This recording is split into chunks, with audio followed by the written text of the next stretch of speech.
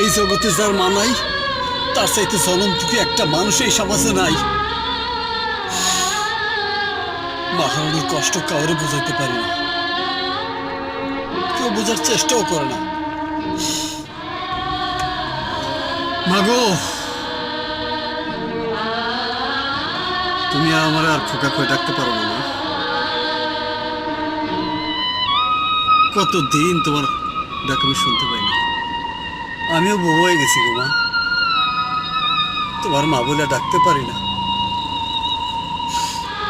ঢাকা আসার সময় তুমি আমার ব্যাগ গুছিয়ে দিতাম মা।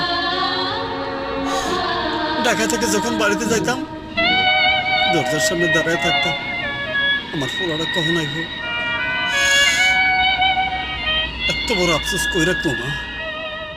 তুমি আমার জন্য দোয়া করো মা, আমার জন্য দোয়া করো।